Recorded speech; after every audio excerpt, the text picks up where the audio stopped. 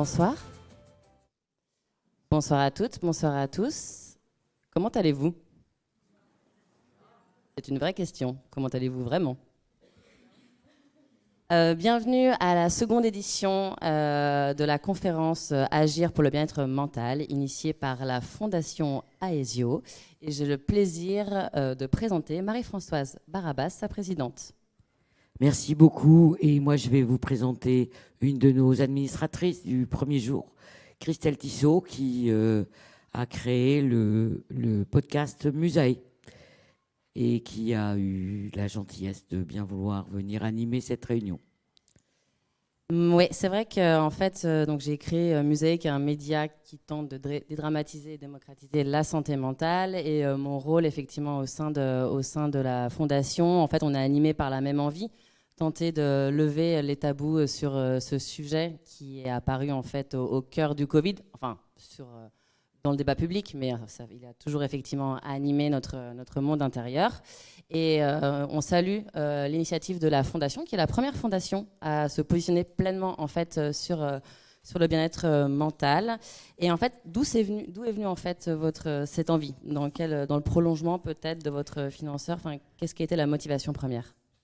Alors, en fait, non. Notre financeur avait eu la grande gentillesse de nous laisser carte blanche. Et dans nos réflexions, en fait, on avait effectivement le sentiment que la santé mentale était mal appréhendée en France et qu'on était peut-être les derniers de la classe par rapport à d'autres pays comme le Canada, l'Australie et j'en passe. Et qu'il y avait véritablement quelque chose à faire dans le sujet. Mais il est certain qu'il y a 2 ans, quand on s'est dit qu'il y avait quelque chose à faire, on a mis le doigt dans quelque chose qui est un véritable engrenage et qui nous a entraînés à aller toujours plus loin et à accompagner au mieux les personnes en santé mentale. Et donc aujourd'hui, on est très fiers de ces 2 premières années. Mais ça n'est que 2 premières années. Il y en aura encore quelques-unes derrière. Donc, on a passé 2 ans à travailler sur la santé mentale. C'est toujours un sujet on ne peut plus d'actualité parce que tout le monde le sait, après le Covid, le Covid a été révélateur, en fait, de choses qui existaient déjà. On a renforcé une communauté et je remercie aussi tous les porteurs de projets qui sont venus à cette réunion. Alors, bon, il y a ceux qui sont élus récemment et qui vont monter sur scène, mais aussi les anciens, ceux qui m'ont dit tout à l'heure « Oh, ben ça va bientôt terminer, je suis triste. » Et bon, après, c'est la vie. Et notre objet, c'est aussi de leur donner les moyens de pouvoir continuer tout seul. Et c'est là qu'on me parle de scale-up, d'augmentation, de grandissement, enfin tout un tas de choses que l'on espérait pour eux au début. Et on est arrivé à ce qu'on espérait. Mais on ne savait pas que ça allait être aussi un sentiment de fierté pour nous et j'espère pour Aesio également. Donc, renforcer une communauté pour agir en faveur du bien-être mental. Et je voulais aussi remercier l'ensemble du conseil d'administration de la Fondation Aesio qui sont venus aujourd'hui. Ils se sont engagés tout au long de l'année et leur implication leur a permis de choisir les meilleurs projets d'une grande qualité et ils seront au cœur de l'événement de ce soir. Je veux aussi bien sûr remercier notre sponsor, puisqu'on l'appelle comme ça, Aesio Mutuel, parce que c'est grâce à lui que nous avons les moyens d'agir aujourd'hui. On entendra d'ailleurs en troisième partie pour le coup de cœur, donc Patrick Brottier, président d'Aesio Mutuel, et Olivier Brenza, délégué général, donc directeur général, remettre une partie des prix. Merci. Alors je veux aussi dire merci à tous les élus et collaborateurs d'Aesio. Certains sont présents pour la 2e fois. Ils se sont engagés à voter le vote coup de cœur qui sera remis tout à l'heure par Patrick et par et par Olivier, et de manière à ce qu'on puisse soutenir effectivement ces projets sur santé mentale et nature, puisque c'était le sujet de l'année dernière. Je veux également remercier l'équipe opérationnelle de la Fondation. On est une toute petite équipe, hein, mais elles font beaucoup de choses.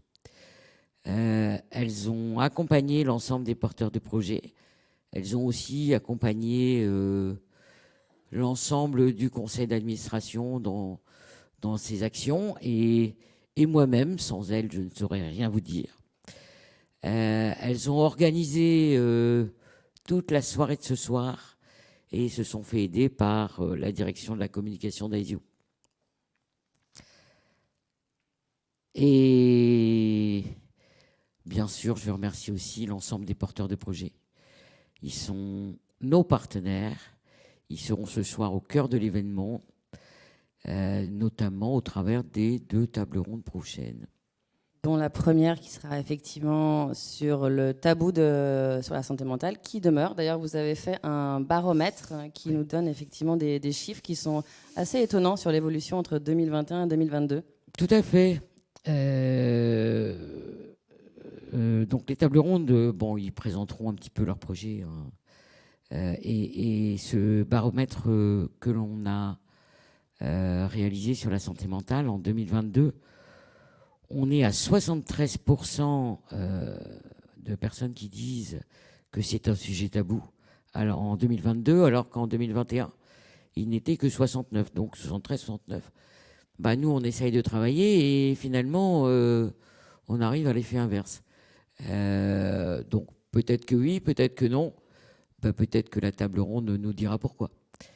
C'est l'enjeu. Et d'ailleurs, ce qui serait intéressant, c'est de savoir, vous aussi, qui être a priori sensible au sujet, étant donné que vous êtes là, quelle est, vous, votre perception de la santé mentale? Et pour ça, si on peut passer, effectivement, merci, à la slide d'après, vous pouvez en fait interagir avec le questionnaire qui s'appelle donc sur slido.com, avec le code d'accès que vous avez là. Et la première question, c'est quelle est, vous, votre définition de la santé mentale? Et on en parlera en introduction de la prochaine table ronde. Et en 2022, donc, il y a eu effectivement donc, cet appel à projet qui s'est clos aussi au lycée d'août 2023. Quels ont été les enseignements et les actualités pour cette année? Alors cet appel à projet, il s'est clos effectivement au mois d'août. Les lauréats seront connus au mois d'octobre et au mois de décembre. Ils répondent donc à la thématique numérique en santé mentale. Les lauréats sont des personnes des projets qui utilisent les outils numériques pour favoriser le rétablissement des personnes en souffrance psychique, notamment via l'entraide et le renforcement du pouvoir d'agir.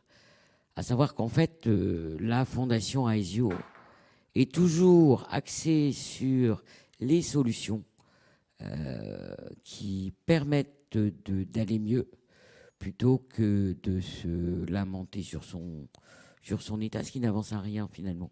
Mais il faut vraiment toujours trouver des solutions positives et permettre à tout un chacun de trouver ces solutions. Déjà le 10 octobre, on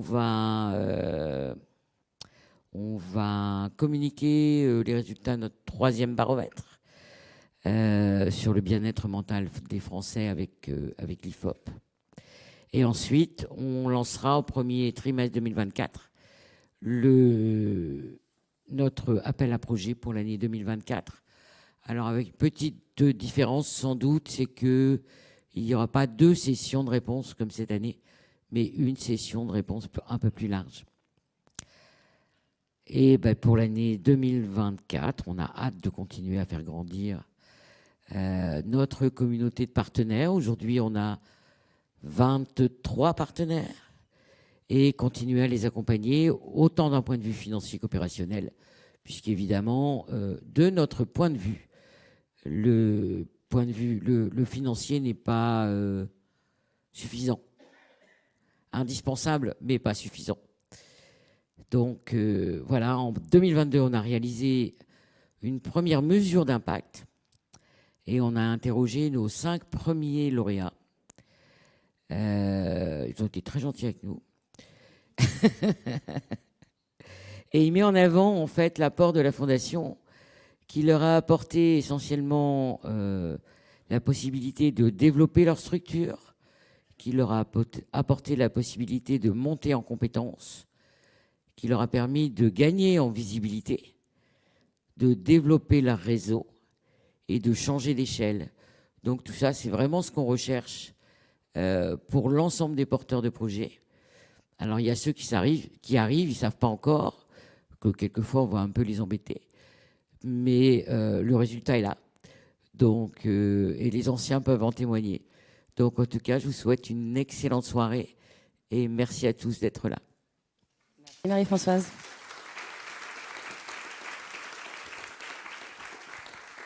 Pour suivre toute l'actualité, vous pouvez vous rendre sur le site de la Fondation et j'appelle du coup les premiers intervenants pour la première table ronde, s'il vous plaît.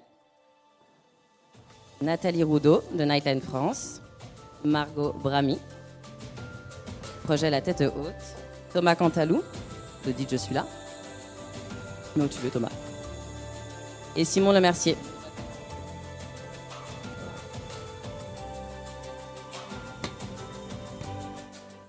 Bonsoir. Bonsoir. Alors, je suis très heureuse de vous avoir autour de cette table. Je connais la plupart en fait des actrices et des acteurs qui en fait mènent sur le terrain, du coup, tenter de déstigmatiser la santé mentale. Donc, c'est un sujet dont on a entendu parler pour la première fois, on a l'impression, en 2020. Vous, ça fait un petit peu plus longtemps. C'est un sujet qui est apparu quand même beaucoup au premier abord dans la bouche des jeunes générations, notamment pendant le premier confinement où on a vu effectivement pas mal de reportages qui ont mis en avant ces étudiants qui étaient confinés chez eux dans des situations de précarité sociale et économique qui n'étaient pas simples. Et c'est d'ailleurs à cette occasion que nous avons eu l'occasion de nous rencontrer dans le cadre de Musée avec Nightline pour faire un premier sujet, un premier podcast sur cette situation-là. Avant de vous laisser effectivement chacun vous présenter, j'aimerais en fait poser la question à l'introduction et après vous laisser rebondir.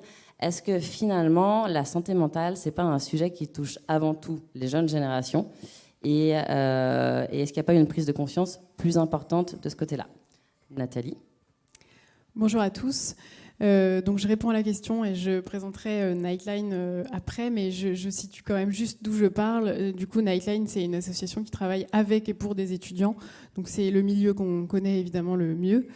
Je dirais que le sujet de la santé mentale, il touche tout le monde, il devrait concerner tout le monde. Et par contre, effectivement, il y a des grandes disparités sur la manière dont il est approprié, saisi, même dans la manière dont il est compris aussi, avec certaines fois un amalgame entre les troubles de la santé mentale et ce qu'est la santé mentale.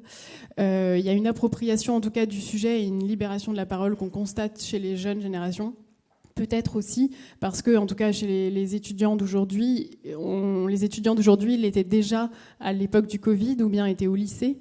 Et donc, la période a été propice pour une prise de conscience collective de l'importance de préserver ou de réhabiliter une bonne santé mentale. Et en même temps, on manque de recul pour pouvoir dire est-ce que c'est valable pour tous les étudiants, pour tous les jeunes, pour tous les milieux. Là-dessus, il y aurait beaucoup à dire. Margot, je sais que c'est aussi un public que vous connaissez bien. Oui, tout à fait. Donc effectivement, la santé mentale, ça concerne tout le monde. On tend à avoir une prise de conscience auprès du public jeune. Voilà. Et puis aussi par les activités qu'on déploie, par les différents projets, ça permet aussi de pouvoir travailler cette question-là, cette question de la santé mentale et faire prendre conscience aussi qu'on a tous une santé mentale et qu'il faut aussi tendre à favoriser le bien-être. Et justement, Margot, par rapport à votre projet à vous, comment en fait vous intervenez au quotidien par rapport à cette éducation à la santé mentale? Oui. Alors sur notre projet, le projet La Tête Haute qu'on déploie, et puis aussi comme d'autres porteurs de projets, l'idée ça va être de parler avec les jeunes, de déstigmatiser, de pouvoir ouvrir la parole et puis voilà, on va mettre en place des activités d'éducation pour la santé voilà, qui vont permettre d'ouvrir le dialogue. Et puis, dans le cadre du projet, on travaille aussi à ce que les élèves puissent rencontrer des personnes concernées et entendre des témoignages pour entendre. Vous adressez aux collégiens et lycéens, c'est ça? Oui. Dans le cadre du programme La Tête Haute, on s'adresse, donc c'est un programme qui est conçu pour les 12-18 ans. Et donc nous sommes la Fondation RHM porteur du projet. Donc on déploie le programme pour une première année d'expérimentation. Et donc on s'adresse aux collégiens. Voilà. Et ce qui est intéressant, c'est que vous allez effectivement les sensibiliser, mais eux-mêmes, après, deviennent des ambassadeurs de sujets de santé mentale, ce qui est d'autant plus intéressant qu'on le voit avec les sujets de harcèlement scolaire qui ont encore malheureusement défrayé la chronique ce matin sur France Inter. On en parlait encore, et on disait effectivement que les meilleures personnes à même effectivement de sensibiliser étaient eux-mêmes les élèves, et que justement il y avait des déficits en fait dans l'éducation nationale pour justement arriver à sensibiliser sur ce sujet. Et vous, c'est ce que vous essayez de mettre en place à une échelle nationale. Oui. En tout cas, le projet tend à faire aussi du pair à pair pour qu'aussi les messages en santé mentale puissent être véhiculés aussi avec les propres mots des jeunes vers les jeunes. Donc on va mettre en place effectivement des temps de sensibilisation. Donc on va reprendre différents termes. Qu'est-ce que la santé mentale pour vous? Qu'est-ce que la stigmatisation? Et puis on va aussi permettre aux jeunes de pouvoir être acteurs aussi, et intervenir auprès de leurs camarades. Là, on vient effectivement d'avoir le résultat sur est-ce que la santé mentale est un sujet tabou pour vous. Effectivement, il ne l'est pas, c'est pas étonnant, mais seulement à 53%. Et j'aimerais bien du coup évoquer avec vous, Simon, qui est sur le terrain, c'est quoi en fait les clichés, les freins en fait que vous avez pu rencontrer dans le cadre de Voisins Malins, et que vous nous expliquez ce que vous faites. Alors nous, bonjour à tous, moi c'est Simon Lemercier, donc je suis responsable de l'association Voisins Malins à Villiers-le-Bel. Et donc on travaille avec des habitants des quartiers populaires qui sont salariés de l'association et qui viennent informer leurs voisins en porte-à-porte sur des sujets du quotidien qui sont utiles pour tout le monde, et notamment sur la santé mentale depuis 2022. Et pour répondre à ta question, Christelle, je pense qu'on est parti avec l'hypothèse qu'il y avait beaucoup de représentations, beaucoup de clichés sur la santé mentale dans les quartiers populaires. Et ce dont on s'est rendu compte en fait en faisant le porte-à-porte, c'était que finalement, les personnes qui ont accepté l'entretien étaient plutôt assez réceptifs à notre message et considéraient que la santé mentale était un sujet important dont il fallait parler. Mais malgré tout, ce qu'on constate, c'est que en fait, on avait une question dans notre questionnaire quand on réalisait l'entretien par rapport aux barrières qui existaient pour aller consulter un psychologue ou aller consulter un psychiatre. Et du coup, ce qui revenait beaucoup, c'était que c'était pas dans les habitudes des personnes qu'on rencontrait, qu'ils n'étaient pas forcément très bien informés en fait sur les sujets de santé mentale. Ils n'étaient pas informés non plus des services qui existaient sur la ville. Et nous, c'était notre vocation en fait de les informer sur ces services qui existent, les points d'accueil avec des psychologues, avec des consultations gratuites. Nous, on avait plein de dispositifs qui existaient à Villiers-le-Bel, dont on a pu faire la publicité auprès du public des quartiers populaires. Moi, je parle de Villiers-le-Bel parce que c'est mon site, mais notre mission a également été déployée sur d'autres sites, à Épinay-Villetaneuse et puis à côté de Lyon, à Bron et Vaux-en-Velin. Et donc, oui, les constats sur les clichés, ce que je voudrais rajouter peut-être, c'est qu'on a eu pas mal plus de refus sur notre mission santé mentale par rapport à d'autres missions, des refus d'entretien, donc des personnes qui ne souhaitaient pas faire l'entretien. Et ce qu'on constate, c'était que c'était beaucoup d'hommes et beaucoup de personnes âgées. Donc effectivement, pour rebondir sur la question de la jeunesse, les jeunes étaient plus plus prompte à faire l'entretien avec les personnes de l'équipe. Et est-ce que ça dépendait aussi de l'entourage qu'il y avait à ce moment-là? Parce qu'il y a aussi cette notion de regard sur la santé mentale, parce que il y a ce tabou par rapport à la santé mentale, mais on voit que finalement, il y a eu quand même un bon accueil, que c'est quelque chose effectivement qui était attendu. Mais est-ce que c'est pas tant le regard de l'autre sur le fait d'exprimer une vulnérabilité, le fait de se livrer, qui soit également vu comme une faiblesse quand on est entouré? Alors, c'est assez marrant parce que en fait, nous, on avait quelque chose qui nous permettait d'ouvrir la conversation avec l'habitant quand on le rencontrait en porte-à-porte, qui était un photolangage et qui lui permettait de dire un petit peu, parmi ces images, lesquelles vous évoquent la santé mentale et pourquoi. Donc ça ouvrait la discussion. Et beaucoup nous pointaient du doigt l'image qui représentait un petit peu le jugement des autres. Et donc c'était quand même un élément assez essentiel pour eux, pour le bien-être, en tout cas dans leur réflexion, pour le bien-être des habitants. Le regard des autres est assez essentiel. Et tu voulais rebondir, Nathalie? Oui, Ouais, je voulais vas-y. bien compléter juste par rapport à un retour d'expérience de Nightline qui mène des campagnes de déstigmatisation sur le sujet de la santé mentale depuis 2020. Et on a observé qu'entre 2020 et 2023, il y avait une différence sur les réseaux sociaux en termes d'usage en fait, pour tous ceux qui suivaient la campagne. En 2020, on était beaucoup sur des enregistrements de posts. Donc des gens qui n'affichaient pas nécessairement leur intérêt sur le sujet, et donc ils enregistraient le post parce que le contenu les intéressait, mais du coup il n'y a pas de visibilité en externe sur le fait que ce contenu les intéresse. Et là aujourd'hui on a toujours l'enregistrement des posts, mais on a aussi une interaction, c'est-à-dire un affichage un peu plus, les gens assument, hein, si on peut le dire comme ça, en tout cas se sentent plus libérés et plus libres de dire c'est un sujet qui m'intéresse et je le montre et j'interagis du coup sur les réseaux sociaux auprès de ce contenu. Je n'ai pas seulement du coup un enregistrement où je ne me cache pas, en tout cas, de m'intéresser à ces sujets-là. Donc c'est peut-être une évolution de posture qu'on a pu constater et qui me fait penser à ce que vous évoquez sur le regard de l'autre. Et en enquêtant aussi auprès des gens qui ont suivi nos dernières campagnes, donc sur à peu près, on a fait un échantillon sur à peu près 900 personnes. Du coup, ce qui revient quand même, c'est que aller voir un professionnel de santé, c'est perçu comme étant comme courageux. Donc il y a quelques années, donc d'une certaine manière, on peut s'en réjouir parce qu'il y a quelques années, c'était pas forcément ce même discours. Et en même temps, aujourd'hui, quand on va voir notre médecin, c'est pas courageux. C'est pas courageux, c'est normal. Ouais. Et donc, on a aussi un travail à faire encore de changement de représentation sur l'image du professionnel de santé. Il y a encore effectivement un enjeu de normalisation. C'est-à-dire que voilà, quand tu as une problématique quand tu te casses le bras, effectivement, tu vas voir ton médecin. Et voilà, la même chose quand tu as mal à l'âme, finalement, effectivement, tu devrais pouvoir dire assez librement, voilà, je consulte. Ou d'ailleurs, il y a plein d'autres manières aussi de le faire.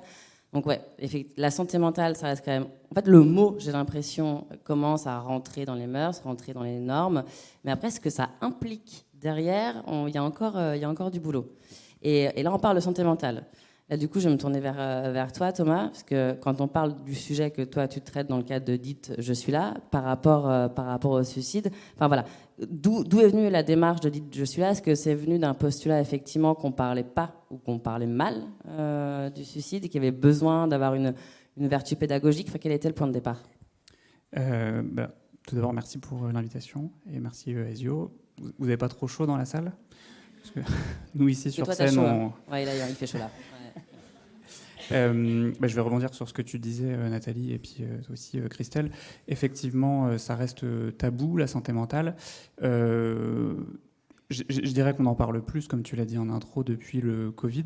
Dites Je suis là, c'est une association de prévention suicide qui permet à tout à chacun de devenir acteur de la prévention suicide. On ne s'adresse pas aux personnes en souffrance, on s'adresse aux proches pour leur donner les moyens d'agir en tant que père aidant. Mais je crois qu'on fait tous à peu près la même chose avec la père aidance ici sur scène. Nous, Nous, on a décidé d'articuler des campagnes de communication ciblées, parce que c'est pas du tout de parler de santé mentale, il faut en parler de manière adaptée, parce que ça peut faire des dégâts si on en parle d'une manière qui n'est pas adaptée. Donc voilà, nous, chez Dites Je suis là, on articule des campagnes ciblées, par exemple chez les jeunes, tu en parlais en introduction, ça peut être aussi chez les agriculteurs, chez les minorités sexuelles, etc. etc. Voilà. En santé publique en général, c'est important d'identifier les populations à risque et de cibler des campagnes précises sur ces populations. J'ai une question par rapport à ça, parce qu'on parle beaucoup de vulnérabilité. Est-ce que population à risque égale population vulnérable ? Oula, tu me poses une question métaphysique. Non, non mais généralement les minorités, les enfants, les personnes racisées, les personnes en précarité sociale et économique. Est-ce que du coup, c'est le même constat qu'on peut faire sur les personnes qu'on doit aller d'autant plus sensibiliser ? Oui, je suis d'accord avec toi. Je ne vais pas en rajouter plus que ça, mais je suis d'accord avec toi. Et sur la question du suicide, je rajoute juste un petit truc. Le suicide, ce n'est pas une maladie, c'est un réflexe qu'on a tous en nous et qui se déclenche à partir du moment où on ne tolère plus la souffrance que l'on ressent, que ce soit une souffrance psychique ou une souffrance physique. Et quand on est issu d'une minorité, on souffre plus et forcément on est plus vulnérable, on est plus à risque de souffrance, donc de suicide. Et tu parlais tout à l'heure du traitement médiatique du suicide qui peut, pardon, vous m'entendez ? Qui peut porter problème, notamment de ce qu'on appelle avec l'effet Werther. Est-ce que tu peux expliquer en quoi il y a un enjeu aussi d'éducation par rapport à ça ? Alors en France, mais puis dans le monde en général, on pense que parler du suicide va provoquer le suicide. C'est une idée reçue qui est largement véhiculée, mais qui n'est pas complètement fausse en fait, c'est-à-dire que si vous parlez du suicide d'une manière qui n'est pas adaptée, notamment si vous mettez en valeur quelqu'un qui s'est suicidé, si vous glorifiez ou si vous le portez en martyr, vous pouvez provoquer ce qu'on appelle un effet Werther, qui est un effet de contagion suicidaire. C'est pour ça qu'il faut former les médias à cet effet-là et provoquer l'effet inverse qui s'appelle l'effet Papageno et qui est un effet protecteur, qui est un véritable outil de prévention en santé publique et qui est en fait le fait de parler du suicide de manière adaptée, sans être dans le pathos, le drama et surtout en donnant des ressources aux gens qui vont recevoir le message. À ce sujet, on a également une question à vous poser par rapport au suicide via le même outil dont je vous parlais en introduction, Slido. Voilà, quel est vous, effectivement, est-ce que vous êtes à l'aise ou pas avec ce sujet et quels sont les gestes de prévention que vous pourriez avoir auprès d'un proche ou d'une proche qui émettrait ce qu'on appelle des pensées noires. Par rapport à ce que vous mettez en place, vous, du côté des étudiants, est-ce que vous avez un outil, est-ce que le kit de vie pour lequel la Fondation vous a soutenu, c'est un outil qui permet justement d'aller chercher ce type de sujets qui sont encore plus problématiques sur la santé mentale ? Alors, au niveau des interventions, effectivement, Nightline a une ligne d'écoute qui est un espace de soutien pour les étudiants qui ont besoin de parler. Elle fait aussi des campagnes de promotion et de prévention de en santé mentale. On travaille aussi sur des interventions ciblées, donc toujours avec une approche par population, auprès de populations qui ont plus de risques ou qui sont moins impliquées sur le sujet, comme par exemple des étudiants en classe préparatoire grandes écoles, BTS, etc. Et puis on a développé ce kit de vie l'année dernière, qu'on a promu donc à l'occasion d'une campagne, qui est en fait du coup un outil qui emmène dans le cadre d'un parcours personnalisé en ligne vers des fiches outils, vers des ressources en fonction de son besoin du moment. Donc il y a 2 entrées, il y a prendre soin de soi et puis j'ai un ami qui va mal. Et l'idée, c'est qu'on se positionne sur un curseur quand on est sur prendre soin de soi, de comment ça va vraiment. Donc on reprend l'idée du continuum de la santé mentale, de ça va pas du tout à ça va très bien. Et en fonction, du coup, on est orienté donc, sur un certain nombre d'informations, de ressources, etc. L'idée, c'est de pouvoir identifier ce qui, à notre échelle, du coup, peut nous faire du bien, par exemple, d'identifier des biais comportementaux qu'on peut avoir et qui viennent altérer un peu notre perception d'un certain nombre d'événements et venir fragiliser notre santé mentale. Voilà, d'essayer de s'outiller un peu soi-même et puis de poser des mots sur ces mots aussi. Donc des mots M-O-T-S sur ces mots M-A-U-X. Donc là aussi avec un petit outil interactif. En fait, trouver le premier pas pour pouvoir parler de son mal-être, parce qu'on ne se sent pas toujours légitime à parler de son mal-être. On parlait de santé mentale aussi. Plus largement, on a régulièrement des bénévoles, des bénévoles écoutants qui nous disent les appelants ne se sentent pas toujours légitimes, demandent s'ils ne prennent pas la place d'un autre qui a un problème plus grave que lui. Donc voilà, avec ce kit de vie, on véhicule aussi l'idée qu'il n'y a pas de petits problèmes. Et du coup, à tous les moments de sa vie, on peut parler de soi, on peut prendre soin de soi, et c'est important de prendre soin de soi et d'écouter les autres et de prendre soin des autres. Mais l'enjeu, il est surtout là, d'apprendre à s'écouter soi et à écouter les autres, et aussi à verbaliser, oser demander de l'aide. Et vous, du coup, Margot et Simon, qui êtes sur le terrain, mais également toi, Thomas, est-ce que vous voyez qu'il y a une différence depuis 2-3 ans sur oser demander de l'aide, une fois que le premier levier sur lequel on a réussi à déclencher cette discussion dont tu parlais, est-ce qu'il y a quand même est-ce qu'il y a une évolution par rapport à ça? Alors moi j'aurais du mal à répondre à cette question parce que nous ça fait que depuis 2022 qu'on s'est emparé du sujet de la santé mentale, et après on s'est inspiré un petit peu du kit de vie de Nightline pour également aborder le sujet des pratiques des habitants par rapport à leur bien-être et vers quoi ils se tournent quand ils vont mal, qu'est-ce qu'ils font, quelles sont leurs activités. Et du coup, ça nous permettait également de parler des ressources ensuite qui existent sur le territoire et de les orienter. Mais alors de constater une évolution, moi je peux pas vraiment vous dire. Donc une évolution vers le recours aux soins. Alors c'est difficile, en tout cas à notre niveau, de pouvoir constater. Nous, ce qu'on tend à faire, c'est de pouvoir favoriser l'identification des structures ressources, favoriser le recours aux soins, et puis on tend aussi à axer sur d'autres facteurs. Tout le monde n'est pas aussi concerné par le recours aux soins. Donc on tend aussi à créer des activités pour favoriser un bien-être sans qu'on ait forcément aussi de besoin de recours. Ce qui peut être effectivement le fait de normaliser aussi juste le débat avec les outils pédagogiques que vous mettez en place au sein des collèges et des lycées. Ce qui est sûr, c'est que dans les quartiers dans lesquels on intervient, on se rend compte qu'il y a beaucoup de services qui sont surchargés en fait, et il y a des listes d'attente énormes pour aller consulter au XAPA, même pour des consultations gratuites qui sont mises en place du coup par la ville et par les collectivités. C'est pas facile en fait d'obtenir un rendez-vous. C'est un jeudi par mois, donc voilà.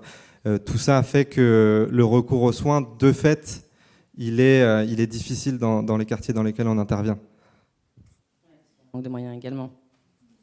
Thomas, par rapport justement au recours aux soins de pair à pair, là on posait la question de comment vous réagiriez si une personne, un de vos proches en fait, vous parlerait de pensée noire ou serait alerte sur un éventuel geste suicidaire. Donc il y a eu plusieurs conseils, et la première ressource, le premier déclic serait de dire ok, je suis là pour toi si tu as envie de me parler. Est-ce que c'est une bonne réponse? Est-ce qu'il y a d'autres réponses qu'on peut apporter justement pour le soin? C'est aussi juste apprendre à écouter l'autre et ses proches. Qu'est-ce qu'on peut mettre en place en fait? Excellente question, excellente réponse de dire je suis là. Alors il y a plein de choses à dire à ce sujet. Premièrement, que la parole est quelque chose de très thérapeutique en termes de souffrance psychique et donc de prévention suicidaire. En témoignent les lignes d'écoute qui existent partout sur le territoire. Deuxièmement, effectivement, il faut pouvoir délier la parole. Il faut surtout être en capacité de le faire aussi. Donc, il faut dire « je suis là », mais il faut s'en sentir capable.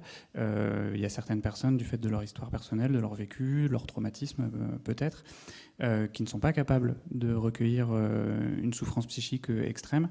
Et dans ces cas-là, il faut être capable de passer le relais rapidement. Capable de rediriger vers d'autres sources. Ouais, dans tous les cas, en fait, le plus important à l'échelle de la population, ce serait que chaque citoyen puisse être vigilant quant aux signes d'alerte suicidaire. C'est ça qu'on essaye de mettre en place chez Dites Je suis là, c'est de distribuer ces ressources vraiment au plus grand nombre. déjà reconnaître la souffrance psychique et les signes d'alerte suicidaire, c'est la première étape. La deuxième étape, c'est de dire « je suis là », effectivement, si on est en capacité de le faire. Et la troisième étape, c'est de passer le relais le plus rapidement possible, parce qu'à nous tout seuls, on n'est pas capable de prendre en charge cette souffrance, qui est une urgence médicale.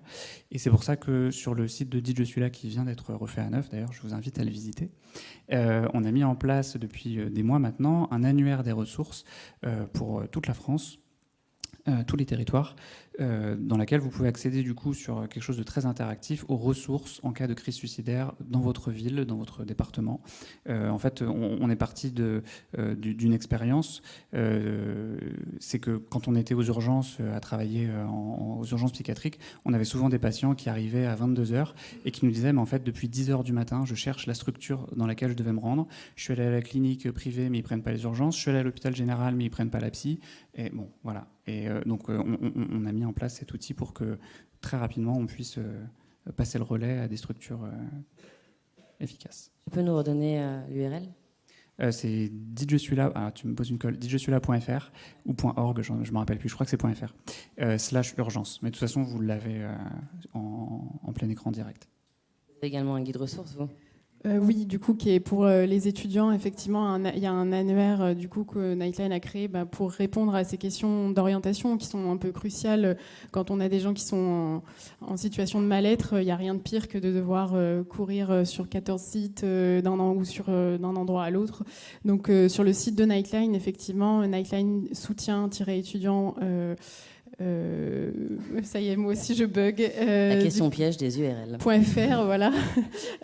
Vous pouvez retrouver du coup un annuaire interactif qui, en fonction du lieu d'habitation, etc., de la langue aussi de préférence, va orienter les étudiants vers des ressources en anglais, en français, et les psychologues qui sont gratuits, accessibles et qui leur sont dédiés.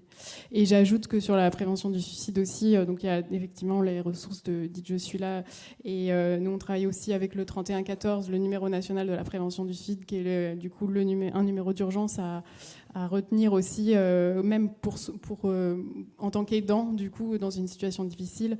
Et typiquement, sur notre ligne d'écoute, il arrive que nos bénévoles mobilisent des équipes du 3114 pour passer le relais sur les appels qui traitent du suicide, par exemple. Bien. C'est vrai que l'enjeu est quand même aussi là, parce qu'on a beaucoup parlé de santé mentale depuis quelques années, mais voilà, maintenant il est temps d'éduquer et voilà, de savoir rediriger vers les bonnes ressources, ne serait-ce que de connaître les bons numéros, de connaître aussi les bonnes associations, que ce soit dans les collèges, dans les lycées, dans les quartiers. Merci beaucoup en tout cas pour tout le travail que vous faites au quotidien et pour ce soir. Merci. Merci à vous, la Fondation AIE.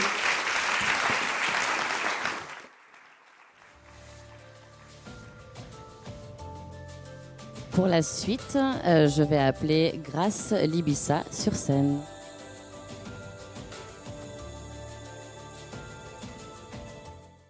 Avec Grace, on se connaît un petit peu. On écrit des podcasts ensemble, donc pour Musaï, qui s'appelle En toute humilité.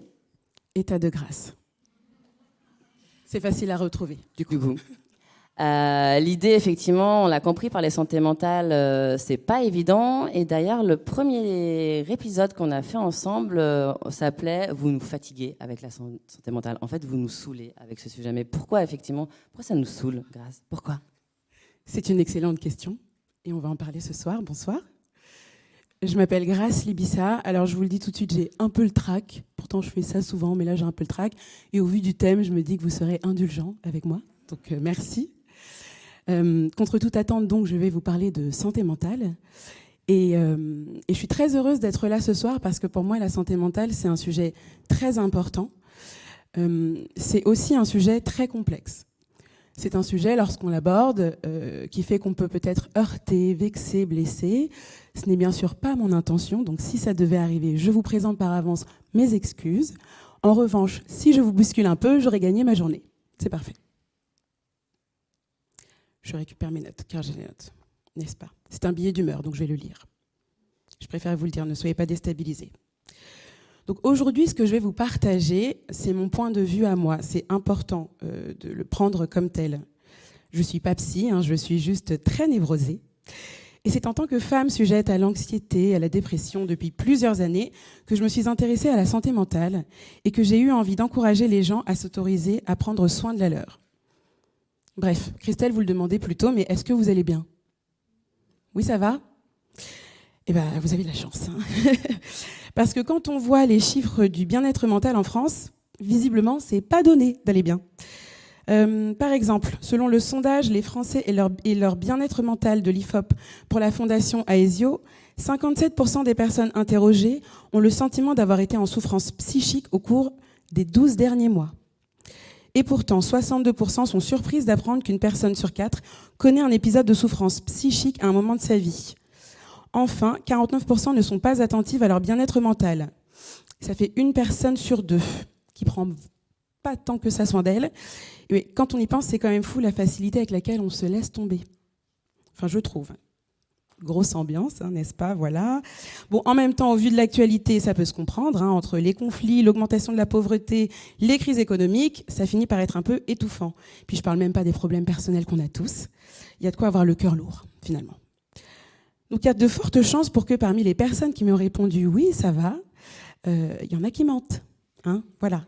Il y en a aussi qui se mentent à elles-mêmes. Là, on est sur la strate au-dessus, hein, clairement. On répond souvent « oui, ça va », alors qu'en fait, non, ça ne va pas du tout. On a envie de s'enfermer, de chialer un grand coup, hein, en boulotant du chocolat ou du caviar, ça dépend de son budget. On peut répondre que ça va par réflexe, par pudeur ou bien par flemme. Et souvent, on répond aussi par peur, finalement. Parce que oui, c'est vrai, ça demande du courage d'admettre que ça ne va pas. Ça demande du courage de reconnaître que notre vie, en l'état actuel des choses, c'est plus possible. C'est difficile finalement, parce qu'une fois qu'on verbalise que ça ne va pas, il y a forcément une petite partie de nous, infime ou finalement gigantesque, qui va demander du changement tout de suite. Et le changement, ça va très probablement demander de l'énergie. Le changement, c'est fatigant. Et puis franchement, est-ce qu'on est obligé d'aller bien pour vivre ? Je sais pas, c'est fatigant, ces histoires de psy, de coach, etc. D'où le titre de cette petite tirade que je vous fais aujourd'hui. Vous nous fatiguez avec la santé mentale. Aujourd'hui, dans le discours, on dirait que la santé mentale, c'est un truc à la mode. On en entend parler un peu partout et dans plein de discours, sans toujours aller au fond des choses. Sauf que la santé mentale, c'est pas un caprice. Quand on voit les chiffres effrayants du suicide en Europe, ça peut même d'ailleurs plutôt être une question de vie ou de mort. Et puis, à mon sens, même sans aller jusque-là, égoïstement, c'est aussi une question de qualité de vie. C'est peut-être pour ça que c'est vu comme un caprice par beaucoup de personnes, d'ailleurs. On peut vivre très longtemps en très mauvaise santé, oui. C'est valable pour le corps, mais aussi pour l'esprit. On n'est pas obligé d'aller bien. Mais si on a le privilège d'avoir le choix, c'est quand même plus sympa de vivre, sinon heureux, au moins sans anxiété, sans angoisse ou encore sans dépression. Je parle de privilège d'avoir le choix, parce que s'il suffisait d'avoir envie de se sentir bien pour aller bien, je pense que ça se saurait. Voilà. Mais c'est beaucoup plus compliqué que ça, bien sûr. Prendre soin de sa santé mentale, aller chez le psy, c'est pas acquis. Même le simple fait de s'arrêter, de prendre le temps de respirer, de conscientiser les émotions positives ou négatives qui nous traversent pour mieux les gérer, c'est pas acquis. C'est pas encore quelque chose de normal. C'est encore souvent vu comme une fantaisie, une coquetterie, un caprice, un truc de personne qui s'ennuie ou pire, oh là là, pire, un truc de personne faible. Bien sûr, il y a des cercles où c'est la norme. Nous, avec mes amis, on parle de nos psys comme on parle d'aller chez l'esthéticienne ou de nos jobs. Prendre soin de notre santé mentale, c'est ancré dans nos vies. Bon, malheureusement, ça ne veut pas dire que ça fonctionne, mais bon, au moins on essaie. Mais pourquoi est-ce qu'il faut prendre soin de sa santé mentale ?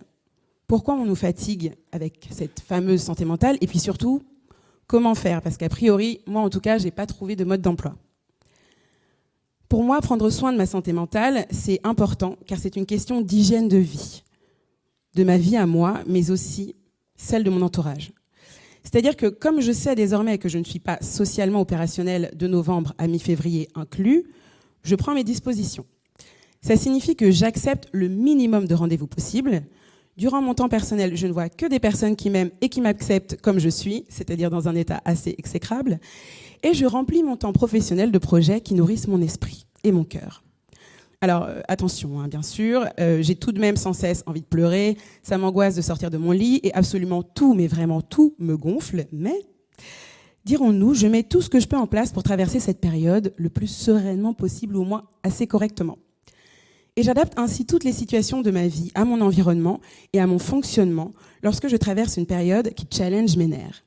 Et en fait, on ne s'en rend pas forcément compte, mais notre santé mentale est constamment mise au défi, tout comme notre santé physique, à laquelle elle est d'ailleurs intimement liée. Notre santé mentale est la première impactée par absolument chaque instant de notre existence. Ayant la chance d'être une personne facilement submergée par ses émotions, j'ai très vite compris que pour survivre dans ce monde, il fallait que je m'écoute et que je m'organise pour être au top de mon bien-être mental le plus souvent possible. Alors quand on parle de prendre soin de sa santé mentale, on pense tout de suite à avoir un psy, à méditer, à manger correctement, etc. Alors aujourd'hui, moi, ça fait partie de ma vie, et c'est arrivé assez tard. Bien plus tard, en tout cas, que ma super amie l'anxiété. Mon anxiété, j'ai appris à la comprendre et à vivre avec pour que justement, elle ne m'empêche pas de vivre. Dès lors que nous sommes plongés dans une situation qui peut nous impacter, il est important de s'écouter. Et s'écouter, ça ne signifie pas se noyer dans un océan d'égoïsme naïf, bien au contraire d'ailleurs. Parce que s'écouter et comprendre ce qui nous anime, ça nous permet ensuite de mieux écouter les autres avec le plus d'authenticité et d'empathie possible. La santé mentale est un dialogue permanent entre notre fort intérieur et le monde qui nous entoure. Et mieux on se comprend, meilleure sera la communication avec l'extérieur. Et c'est notamment pour ça qu'à mon sens, la santé mentale est primordiale. En prenant soin de soi, on peut bien prendre soin des autres. Plus on sera humain soi-même, plus on sera humain avec autrui. J'ai l'impression qu'on essaie tellement de faire de nous des robots productifs, obéissants, compétitifs, qu'on a normalisé la banalisation de ce qui fait de nous des êtres humains. Ne pleure pas, calme-toi, parle moins fort, prends sur toi.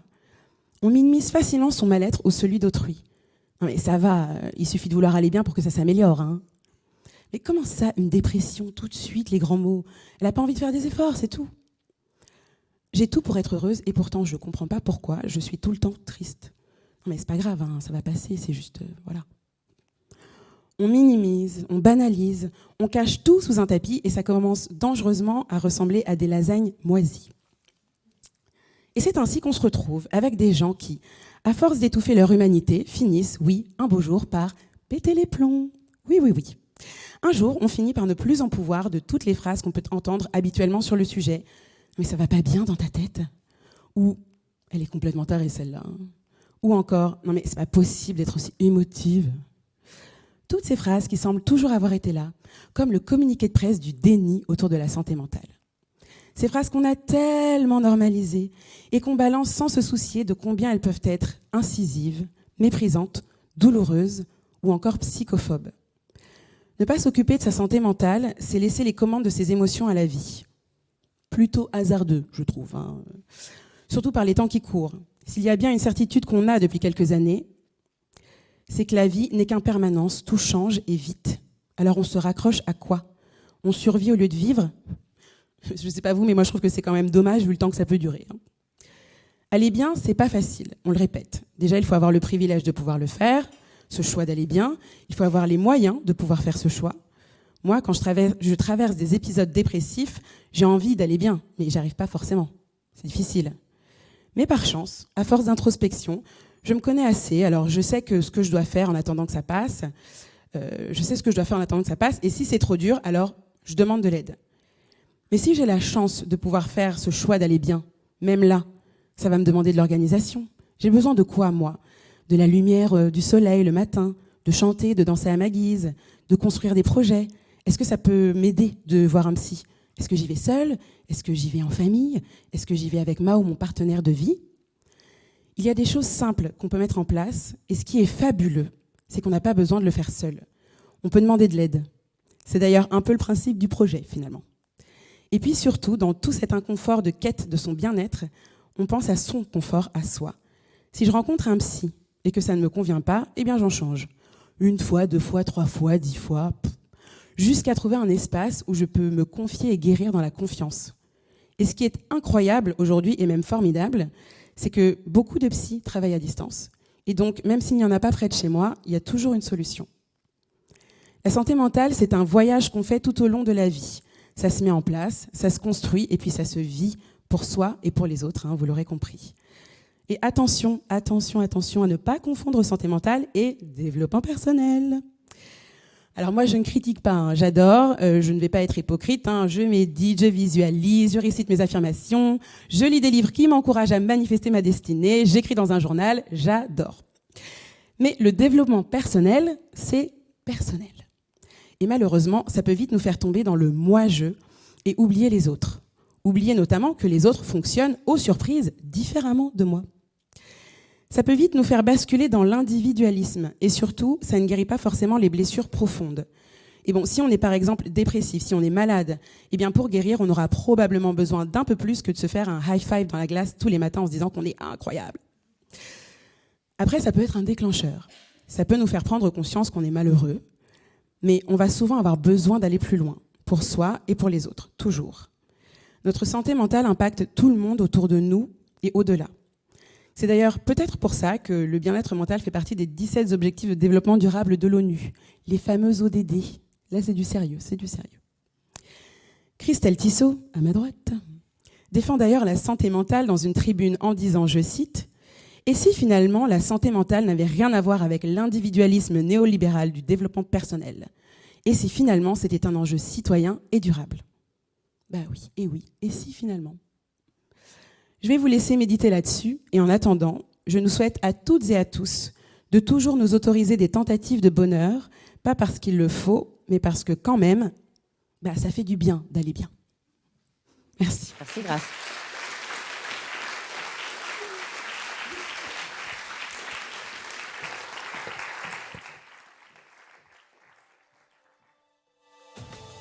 Et oui, effectivement, je vais accueillir les intervenants de la prochaine table ronde. Et si vous voulez injecter un petit peu de bonheur chaque jour dans vos vies, je vous invite à écouter Grace sur nos podcasts et à la suivre sur Instagram. Alors j'accueille Johan Gournal du Palais de Tokyo. Bonsoir. Amaury Pascou, producteur de Soyons Fous. Colline Attal de l'hôpital Levinatier pour le projet Zest. Bonjour. Bonsoir. Et également Aurélie Garnier-Brun de En Avant Toutes. Bonsoir. Alors, comment vous allez? D'autant plus après cette chronique. Bien, c'était très intéressant, merci Grace, j'ai beaucoup aimé. Vous avez ri également? Tout à fait, j'adore rire. Donc. Parfait. Avant d'enchaîner effectivement sur cette table ronde, c'est vrai que les réseaux sociaux, et notamment ce type de chronique, peuvent nous amener à dédramatiser la santé mentale. Mais on a souvent aussi envie de diaboliser les réseaux sociaux par rapport à la santé mentale. Du coup, je vous pose la question dans le public. Qu'est-ce que vous pensez? Réseaux sociaux pour le meilleur ou pour le pire de votre santé mentale? Rendez-vous du coup sur Slido. On a parlé juste avant de développement personnel, mais surtout d'enjeux collectifs et d'enjeux citoyens par rapport à la santé mentale. Et c'est vrai qu'il y a un vrai enjeu par rapport au fait, on le disait sur la table ronde numéro 1, de la rendre accessible aux personnes les plus vulnérables ou qui n'ont pas forcément les moyens de se payer, entre guillemets, la santé mentale. Et tous autour de la table, quand on s'engage sur la santé mentale, c'est que ça vient quand même de quelque chose qui nous touche au plus profond de nos tripes à un moment donné. Et du coup, j'aimerais commencer par toi, Colline. Voilà, qu'est-ce qui t'a effectivement poussé à t'investir et à t'engager sur le projet LEZES que tu vas également nous présenter? Bonsoir, merci pour l'invitation et je tiens juste à préciser que je suis assez impressionnée, donc excusez-moi si j'ai un peu du mal à parler. Du coup, moi je suis concernée par la santé mentale et plus particulièrement par les troubles psychiques vraiment de près, parce que je suis concernée moi-même par un trouble psychique, donc qui se sont déclenchés à l'adolescence. Et moi, ce qui m'a donné envie de travailler pour une structure comme Zest, c'est vraiment le manque de communication que j'ai subi en fait à l'adolescence et au début de l'âge adulte, notamment quand j'étais étudiante et que j'avais besoin de soutien. Là, j'ai vraiment eu un manque en fait, et du coup, la structure Zest et les actions qu'on mène, elles permettent vraiment de parler de ces sujets, de déstigmatiser et du coup, un peu de casser les tabous et les clichés. Et du coup, c'est pour ça que je me suis engagée voilà, dans la structure Zest. Qu'est-ce que vous faites concrètement ? Alors, on fait plusieurs actions, mais l'action phare de Zest, c'est les bibliothèques vivantes. Donc, en fait, c'est pas nous qui avons inventé ce concept, c'est un concept qui vient du Danemark, dans les années à peu près 2000. Mais l'idée, c'est de... En fait, les personnes concernées, donc de proche ou de loin, par des troubles psychiques ou neuroatypiques, quand je dis de proche ou de loin, ça peut être une personne concernée directement, comme moi par exemple, mais ça peut être un proche, une sœur, un frère, un parent, ça peut être aussi un soignant. Donc on va dans des ateliers d'écriture écrire des témoignages, et ensuite lors d'événements publics, donc soit dans les places publiques, soit auprès d'étudiants dans les universités, ou ça peut être dans des bibliothèques, enfin ça dépend des événements.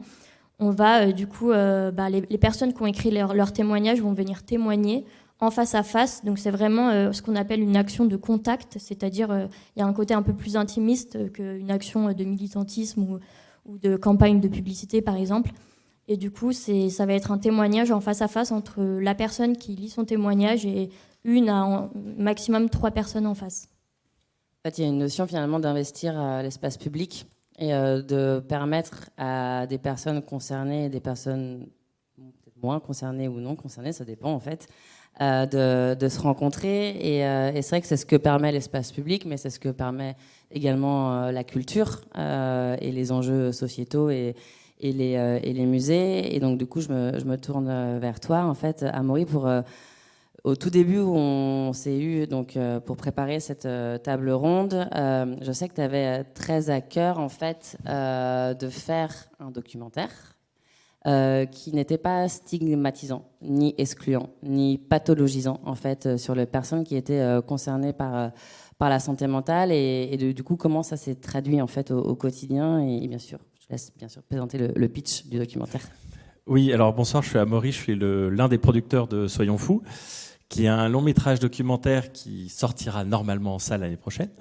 Ça fait déjà quelques années qu'on travaille dessus. Alors en fait, c'est le réalisateur Quentin Pérez qui est là, donc vous pouvez le féliciter à terme si vous voulez, qui a eu l'idée en fait de proposer à des personnes qui vivent avec un trouble psychique d'apprendre un métier du cinéma et ensuite de tourner un court-métrage en toute autonomie. Et donc c'est une aventure qui a duré, ça dure déjà depuis plusieurs années. Le tournage a duré à peu près 1 an. Et en fait, donc on a réuni une quinzaine de personnes qui vivent avec tout type de troubles, qui ont entre 25 ans et 65 ans et qui viennent de milieux très différents. Et elles ont appris en fait au contact de grands professionnels des métiers du cinéma. Et la particularité du projet, c'est que toutes les personnes ont été embauchées en fait par la société, donc elles sont devenues intermittentes à travers le film. Elles ont bénéficié d'un accompagnement par des structures spécialisées. Et l'idée, justement, ça c'est vraiment des idées esthétiques et de mise en scène, l'idée de déstigmatiser. C'est vraiment des idées directrices qui nous ont dirigés depuis le début. Nous, quand on s'est lancé dans le projet, moi j'avoue, la santé mentale, ça me passait complètement au-dessus. C'est-à-dire, c'était un sujet tabou. Mais je ne savais même pas que ça existait en fait. Je trouvais que l'idée était géniale et en fait j'ai découvert vraiment le sujet déjà personnellement en parlant du film à ma famille, et j'ai découvert que dans ma famille il y avait des problèmes assez graves sur le sujet, juste parce que juste grâce au film en fait, juste en parlant du projet, j'ai découvert des secrets incroyables en fait sur le sujet de la santé mentale, et surtout en travaillant sur le projet pendant plusieurs années, en étant avec les personnes concernées.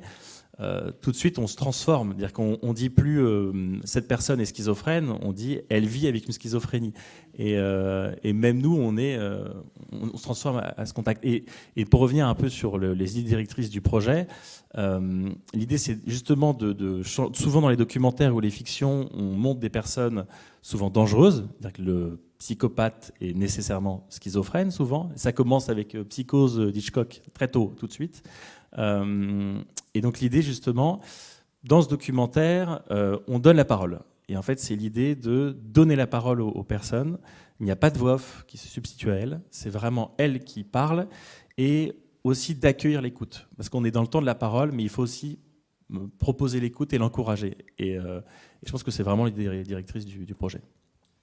Et oui, effectivement, parce que le temps 1, c'est pour ça que la santé mentale, c'est peut-être ce qu'on disait en intro, bah là, on sait effectivement, en fait, on connaît le mot, donc c'est déjà bien, première étape, ok, check. Mais après, on ne sait pas de quoi on parle. En fait, on ne sait pas de quoi on parle, et voilà. Et le fait de rentrer par la culture, comme tu l'as dit, ça permet même toi de te sensibiliser au sujet, de mettre des mots sur des mots, et d'en savoir plus sur l'histoire de ta famille, et de déclencher la discussion par rapport à ça. Et Yoann, nous, quand on a discuté, moi, ce qui m'a marqué par rapport au projet, c'est une phrase que tu as dite par rapport au Palais de Tokyo, qui est le besoin de soigner l'institution. Oui, alors peut-être pour revenir effectivement à la mise en contexte de cette phrase. Donc moi, je suis le directeur des publics et de la programmation culturelle du Palais de Tokyo. Le Palais de Tokyo, qui n'est pas un musée, mais un centre d'art. On a évidemment des enjeux de représentation. Et là, je rejoins Amaury et ce qui s'est dit précédemment sur le fait qu'on utilise les outils de l'art et de la culture pour transformer des imaginaires, pour transformer des représentations. Donc il y a tout ce volet qui est lié à notre mission de programmation et d'accompagnement de la création contemporaine pour pouvoir évoquer ce sujet de la santé mentale, qui est un sujet de société, et Grace l'a très bien dit, ce n'est pas uniquement des enjeux de construction individuelle, hein, c'est des enjeux de relation à l'autre, c'est des enjeux de collectif, donc ce sont des enjeux politiques.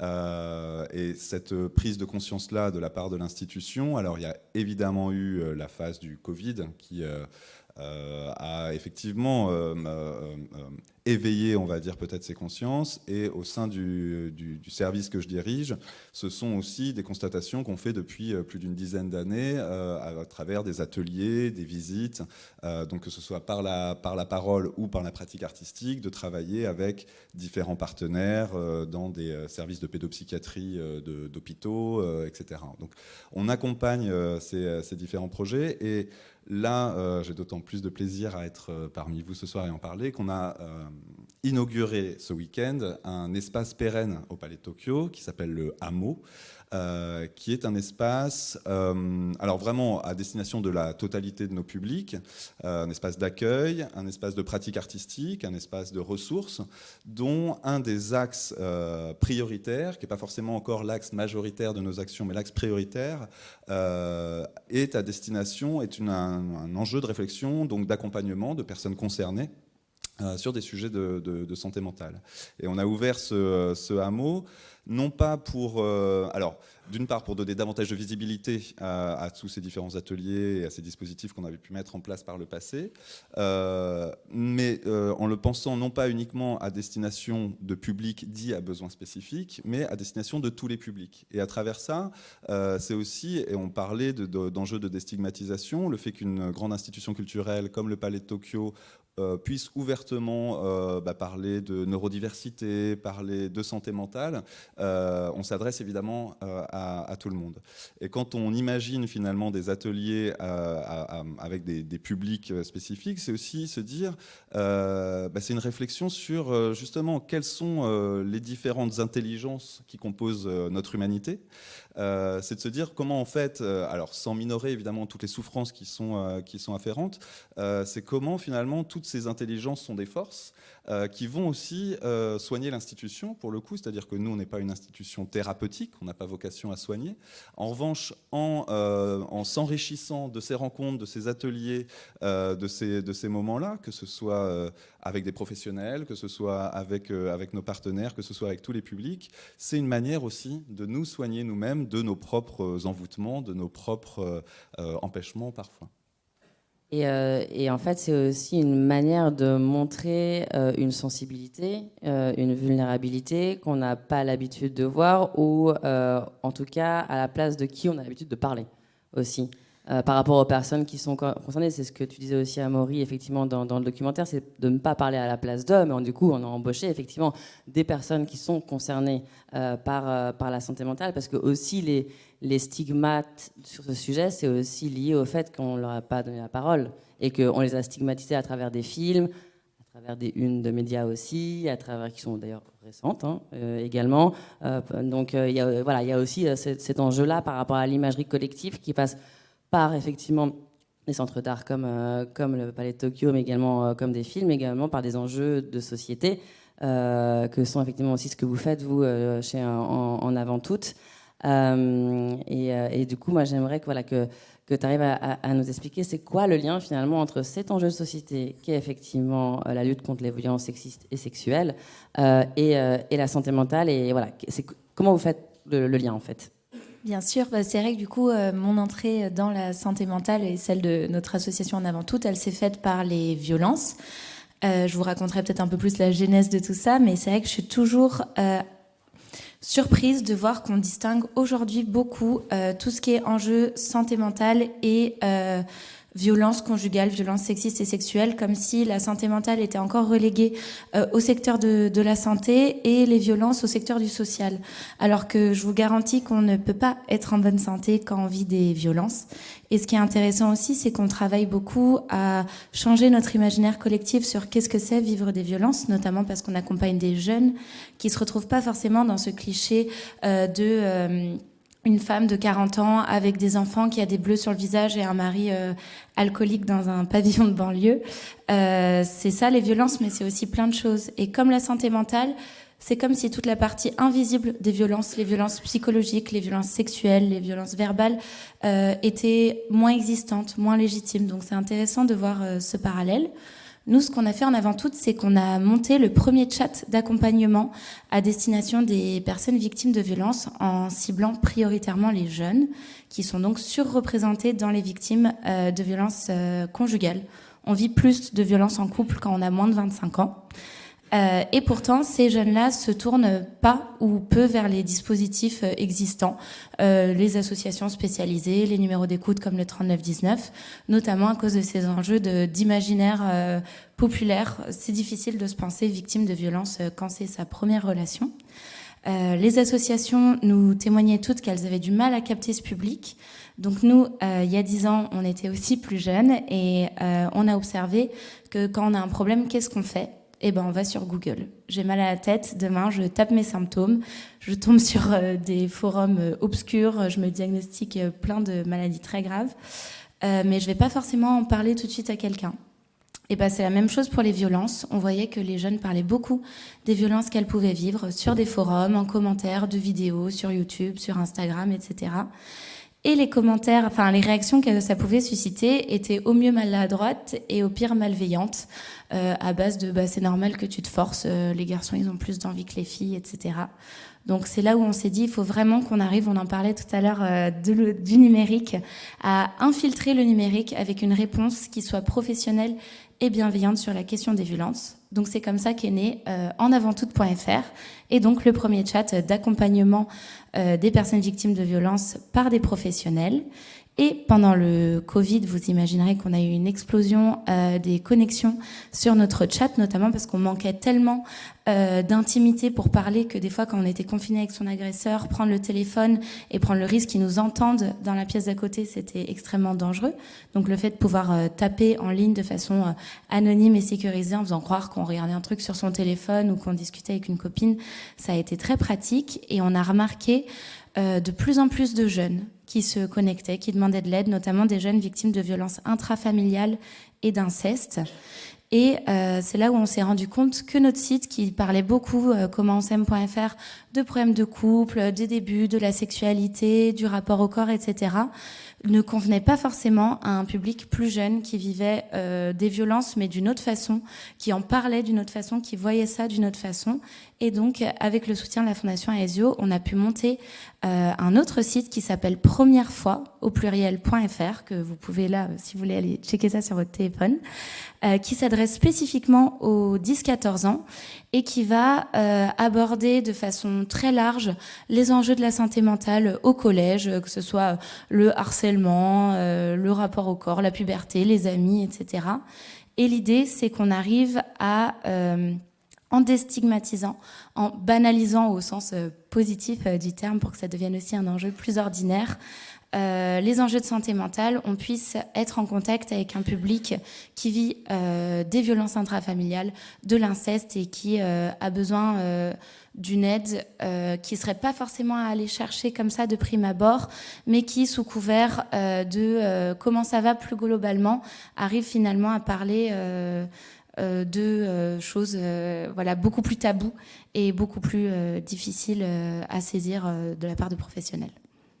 Et c'est vrai que tu le disais en introduction, finalement, voilà, la santé mentale, elle est aux interstices de toute notre vie, de manière générale, que ce soit dans nos relations, que ce soit déjà dans notre rapport à soi, notre rapport au travail, notre rapport au monde. On le voit notamment avec l'éco-anxiété, même si c'est pas une pathologie, mais en tout cas, c'est une manière effectivement de réagir à une incertitude et à des combats climatiques. Et il y a aussi dans l'art, mais il y a aussi un cliché sur l'art et la santé mentale qu'on a déjà pu voir. Moi, typiquement, quand j'en parle dans le musée, on me dit oui, mais bon, les artistes, la musique, la santé mentale. En fait, les troubles psychiques peuvent aussi être glamourisés dans les films et effectivement dans l'art comme étant un supplément d'âme artistique.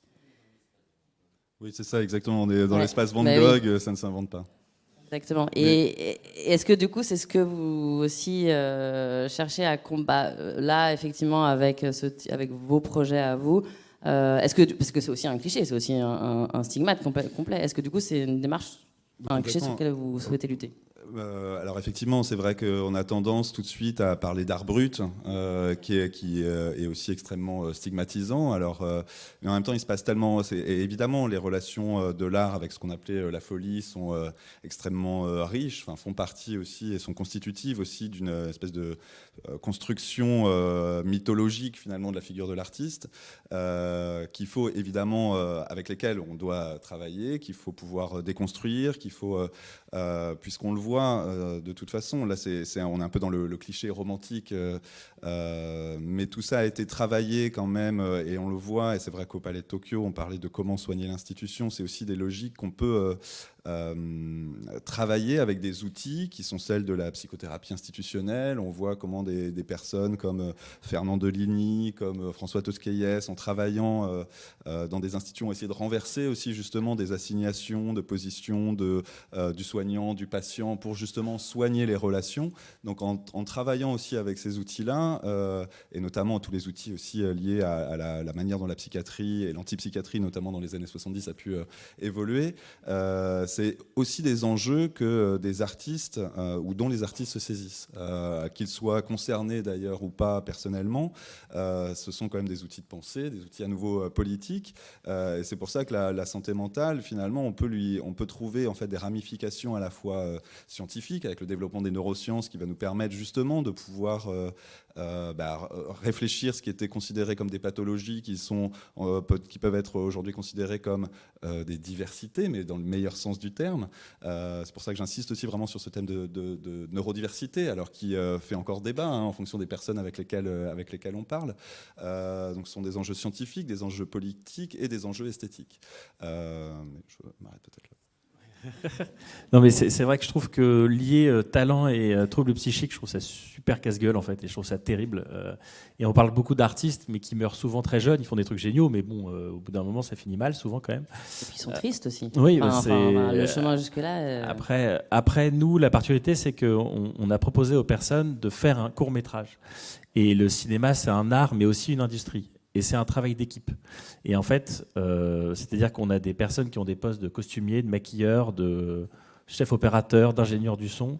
C'est des métiers techniques. Il y a une grosse hiérarchie et il suffit qu'une personne rate ou s'il y a un maillon de la chaîne échoue, ça peut poser des gros problèmes. Et nous, l'idée, c'était pas tant de dire les personnes qui ont des troubles psy ont un talent. Enfin, on veut pas du tout aller là-dedans. C'est plutôt l'idée de créer du lien par le cinéma. C'est-à-dire on réunit des personnes qui sont souvent isolées parce que les maladies psychiques isolent.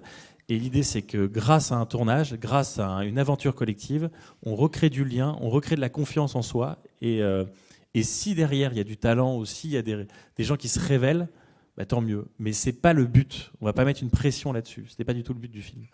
Oui, vas-y. Bien ajouter juste quelque chose aussi. C'est vrai qu'on fait souvent l'amalgame entre l'artiste et les troubles psychiques ou la folie, mais c'est vrai que je trouve que la souffrance aussi, elle peut amener à la création. Donc c'est peut-être aussi pour ça qu'il y a beaucoup d'artistes touchés par certains troubles qui créent. Mais voilà, faut pas faire d'amalgame. Mais il y a aussi quelque chose qui est que je trouve que dans la souffrance, quand même, l'art en général, l'art-thérapie, ça permet quand même d'être assez salvateur. Et du coup, je pense que c'est pour ça que les deux sont un peu liés. Oui, ça peut être. Voilà, après, il y a l'industrie, la manière de créer, et une manière d'exprimer ses souffrances, mais c'est aussi voilà une catharsis aussi qui peut soigner aussi au quotidien et puis aussi aider à exprimer parce que voilà, parler de santé mentale, aller voir un psy ou aller voir un pro de la santé mentale, c'est pas non plus hyper évident, mais on peut commencer par le sport, par la musique et aussi par le lien social et c'est ce que vous faites vous aussi également, que ce soit à travers un outil digital et par rapport au sondage qu'on faisait en introduction, donc bon, là personne ne diabolise. En effet, on est plutôt effectivement donc les réseaux sociaux peuvent être un outil en faveur de la santé mentale. Ça dépend de ce qu'on en fait.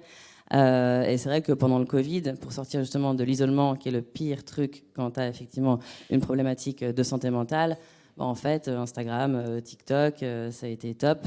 Même si voilà, c'est aussi parfois source d'autodiagnostic. Pas très bien trouvé.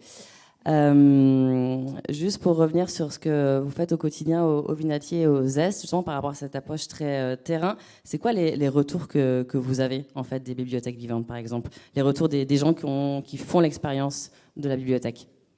En général, du coup, ce genre d'action, elle est quand même plus parlante et plus vivante et humaine que... Je veux dire, par exemple, un cours qu'on va avoir sur les troubles psychiques, donc de base.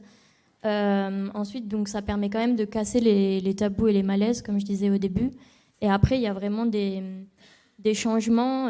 Les personnes vont vraiment dire je vais faire plus attention à moi, ou je vais faire plus attention aux autres, ou vont changer de vision par rapport aux troubles psychiques. Il y en a aussi qui vont se dire qu'on est courageux, que les personnes qui ont témoigné sont courageuses. Voilà, c'est plutôt des retours très positifs. Très bien. En effet, en tout cas, merci beaucoup à votre participation à toutes et tous. Et c'est clair que l'imagerie collective passe beaucoup par l'art et par le lien social. Merci. Merci. Pour cette quatrième partie, j'appelle du coup Patrick Brottier et Olivier Branska pour parler santé mentale, mais pas que.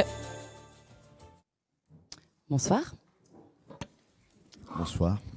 Alors je vais vous poser la même question qu'à toutes et tous. Comment allez-vous? Bien. Bien. Aussi bien que possible. Oui. Bonsoir, très bien, dans un moment très intense après une coupure d'été bienvenue. Bien salvatrice. Bien salvatrice, voilà, on repart. Pour commencer cette prise de parole, j'aimerais savoir d'où est venue en fait, en vous demandant à vous Patrick, d'où est venue en fait cette envie de soutenir la Fondation sur des sujets comme la santé mentale, parce que là, on est entre nous, on en parle, on est un peu tous acquis à la cause, donc on se dit que peut-être qu'il n'y a pas trop de tabous, même si le baromètre nous a montré l'inverse. Mais d'où est venue en fait cette envie? En fait, c'est ce que je disais sur la table ronde d'avant. En fait, se positionner sur la santé mentale, c'est un sujet d'engagement. C'est un sujet qui vient des tripes. C'est venu d'où? Alors, je vais peut-être dire d'où est venue la Fondation, ensuite le choix, parce que Marie-Françoise tout à l'heure l'a très bien dit, la Fondation, elle est souveraine pour décider finalement des propositions thématiques et les mettre en œuvre, et ensuite d'essayer de faire bouger les lignes. Mais la Fondation, pour une mutuelle, donc une mutuelle, c'est pas une société de capitaux, même si nous, on est le fruit d'un long passage à l'échelle, on est des communautés de femmes et d'hommes dans les territoires qui travaillent sur des enjeux de financement de santé et d'offres de soins et d'accompagnement au plus près du terrain, avec des personnes qui sont très motivées par les enjeux de prévention, d'action sociale, de toutes sortes d'implications qui leur permettent finalement de se rendre acteurs de leur santé d'abord, parce qu'elles sont venues à la mutuelle pour leur santé, ensuite pour le partager dans des interactions riches et de plus en plus, dans une échelle qui est de plus en plus large. Et la Fondation, c'était une façon pour la mutuelle, c'est un prolongement de ce qu'elle est, je pense, assez fort. Ça n'est pas tout à fait la mutuelle, mais ça n'est pas un corps étranger. C'est une façon d'illustrer des valeurs qui nous sont chères, d'être en capacité de les porter dans des ancrages, et on l'a vu tout à l'heure, qui sont divers, mais sur des territoires qui sont assez variés. C'est très important pour nous de le faire avec une logique de faire bouger les lignes, avec humilité, avec beaucoup d'humilité parce qu'il faut être humble, mais avec beaucoup de détermination aussi.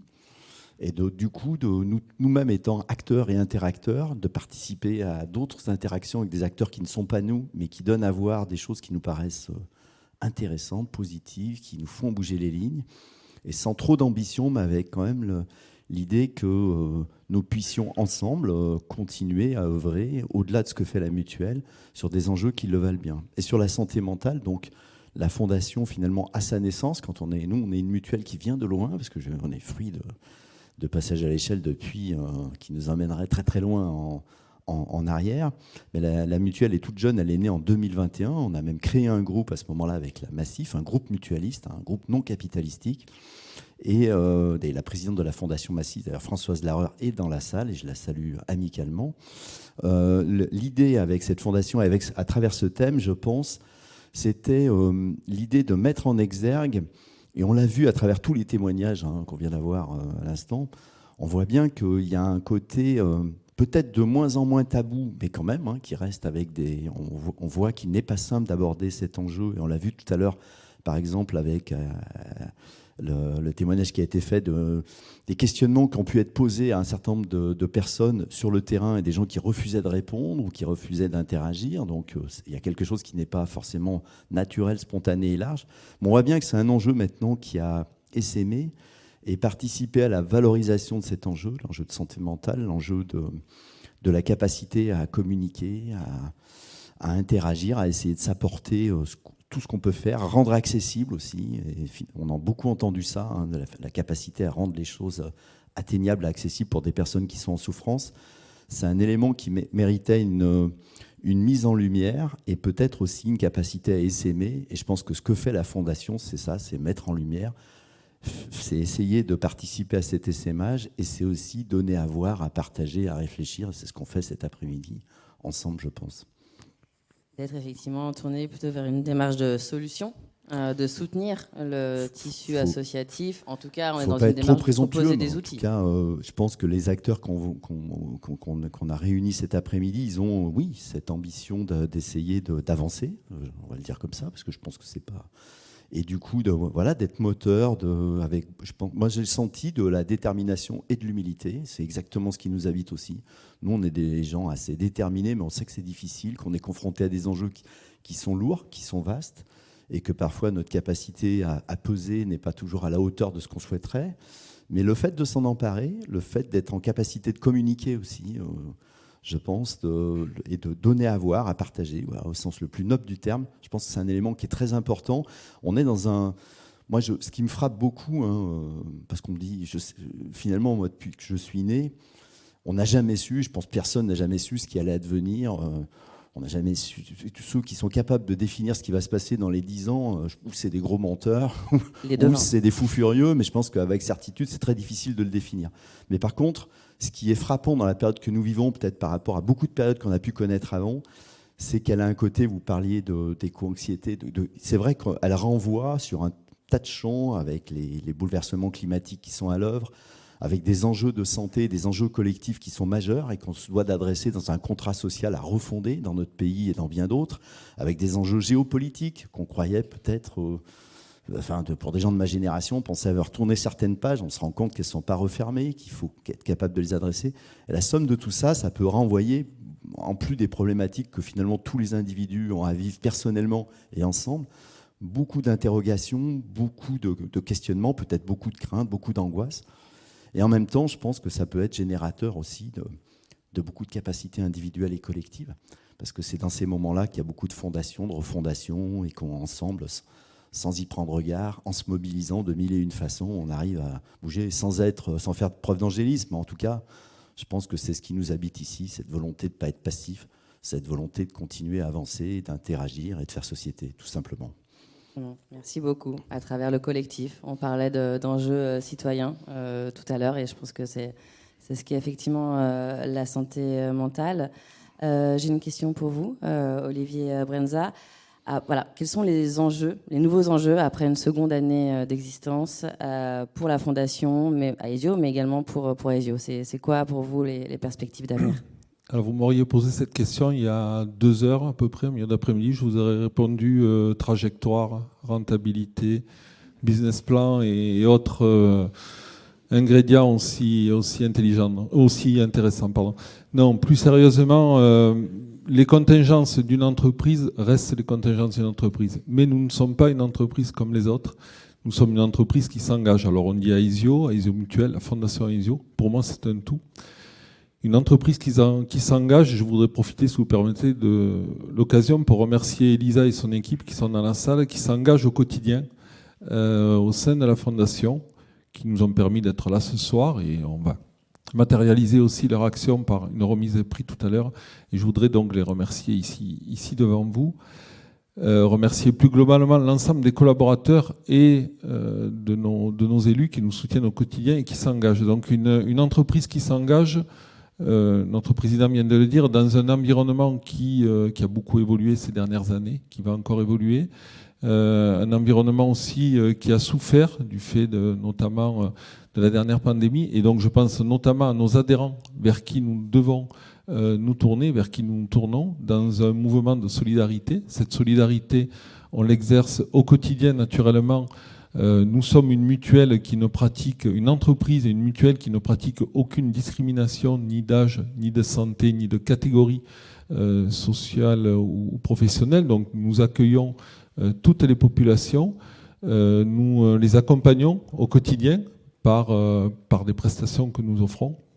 Et la Fondation, je dirais, poursuit ce geste, prolonge ce geste à travers l'ensemble des actions qui sont menées.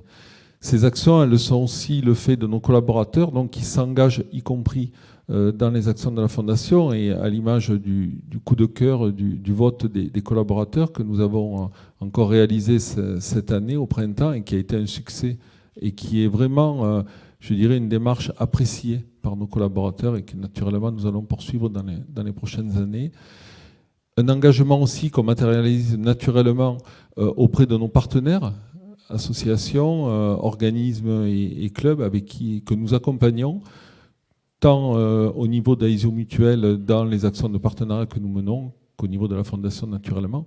Je crois que l'enjeu principal, notre action, ce qui nous guide aujourd'hui, c'est de porter et conforter ce modèle d'entreprise qui est un modèle d'économie sociale, solidaire, dans un monde qui a besoin de solidarité.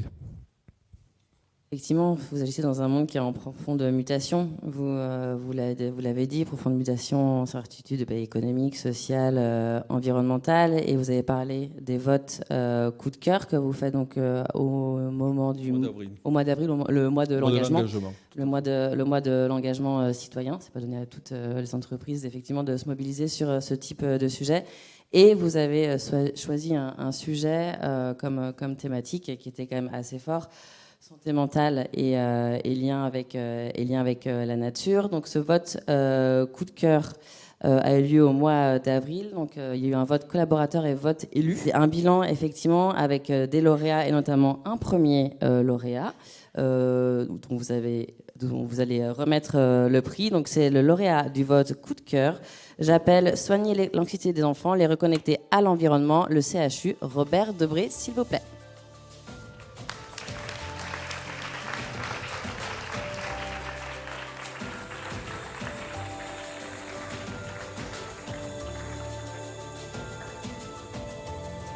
Bonsoir Vincent, comment ça va? Félicitations. Merci beaucoup. Est-ce que tu peux nous dire, un petit pitch de 3 minutes, en quoi consiste votre engagement au quotidien au CHU? Ouais. Donc je vais vous faire une présentation assez rapide. Donc moi je suis Vincent Trébossen, je suis pédopsychiatre dans le service de psychiatrie de l'enfant et de l'adolescent de Robert Debré. Et je m'occupe en partie d'un site internet qui a une initiative de toute l'équipe du service qui s'appelle clepsy.fr. Et qui est un site d'information et d'accompagnement des parents, à la fois dans leur parentalité, mais aussi pour les accompagner quand ils ont un enfant qui souffre d'un trouble du neurodéveloppement ou d'un trouble psychiatrique. Et en fait, pourquoi je présente ça? Parce que notre projet, il y a une vraie partie qui va se passer sur le site clepsy.fr. En fait, c'est un projet qui a deux grands objectifs. un objectif sur Clepsy, voilà, dans un contexte, et je ne vais pas vous apprendre grand-chose, hein, de crise climatique et de préoccupations écologiques qui prennent une place très importante dans le quotidien de tout le monde, et y compris des enfants, parce que ça va concerner principalement les enfants, ce projet. Et donc l'idée, l'objectif premier, c'est vraiment d'informer les parents, mais aussi de les accompagner à repérer et puis à accompagner de façon très pragmatique leurs enfants qui peuvent souffrir d'éco-anxiété, parce que voilà, les enfants peuvent avoir de l'éco-anxiété comme les adultes aussi. Donc voilà, ce premier objectif qui est un peu large, avec développement d'outils numériques qui seront disponibles gratuitement par tous sur le site clepsy.fr, voilà, pour vraiment accompagner les parents.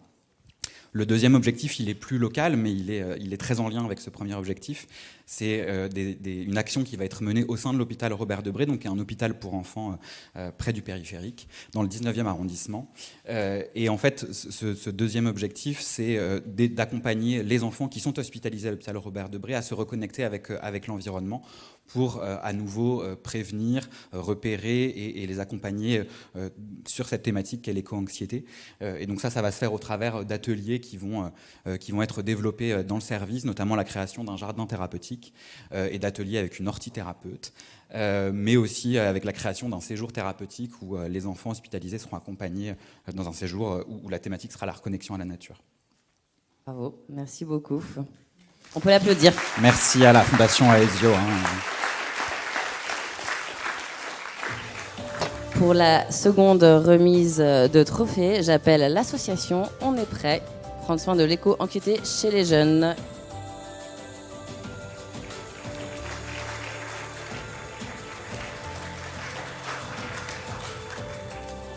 Bonsoir Ludovic. Bonsoir Christelle. Alors moi je connais très bien vos outils chez On est prêt, notamment par rapport à l'éco-anxiété, notamment ce que vous faites sur Discord, qui est très chouette en termes de pédagogie. Est-ce que tu peux nous pitcher du coup ce que vous faites au quotidien, ce que vous allez pouvoir développer grâce à ce prix? Avec plaisir. Mais déjà, merci beaucoup à la Fondation Aesio pour la remise de ce prix qui nous a beaucoup aidé à avancer sur ce projet. Projet que j'ai porté du coup pour la première brique du projet au mois de mai et au mois de juin, avec notamment Magali Payen qui est la fondatrice d'On est prêt et Delphine Combe qui a été chargée de projet avec moi. Et pour vous dire déjà qui on est prêt, on est une association de mobilisation citoyenne. Donc notre objectif c'est de mobiliser la jeunesse sur les enjeux sociaux et environnementaux au service du vivant et de la justice sociale, en menant des campagnes à impact. Du coup, vous avez déjà entendu probablement parler de l'affaire du siècle ou de la Convention citoyenne pour le climat, qui ont été des projets sur lesquels On est prêt a eu une mobilisation active pour les faire connaître et reconnaître auprès du grand public. Et du coup, notre fonctionnement, c'est de mettre autour de la table des experts, des expertes, des ONG, des activistes et des influenceurs pour parler d'un sujet, climat, biodiversité, on va bientôt parler de plastique. Et on s'est rendu compte depuis 4 ans qu'on travaille sur des thématiques liées à l'environnement, qu'il y avait des signaux de plus en plus forts d'inquiétude sur la santé mentale des jeunes en lien avec la question de l'éco-anxiété. Et c'est pourquoi on a voulu développer une campagne qui s'appelle Tu flippes, avec un point d'interrogation et qui me rappelle un peu tout ce que j'ai entendu aux tables rondes précédentes. C'est une invitation au dialogue et à la discussion.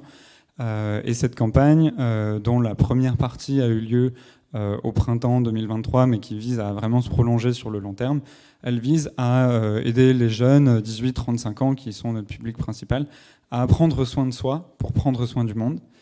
Et dans ce cadre-là, on a mis autour de la table des scientifiques, des médecins, des ONG, des partenaires, des influenceurs qui ont amené le sujet sur la table et qui nous ont permis de construire un programme d'accompagnement qui était dans le cadre d'un outil numérique, d'une newsletter, qui proposait 14 actions pour prendre soin de soi et prendre soin du monde.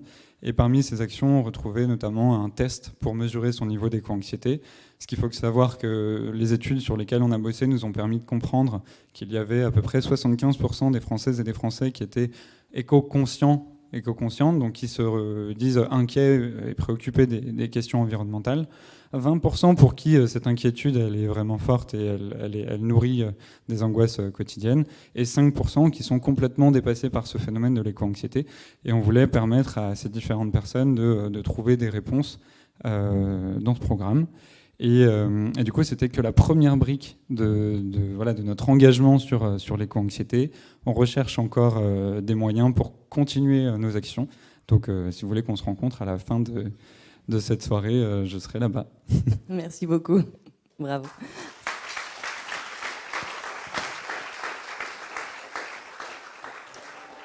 Pour le prochain prix, j'appelle Rencontre au vert Olivier Douchy-Munoz, s'il vous plaît. Patrick, c'est à vous. À vous de jouer. Félicitations. Merci beaucoup.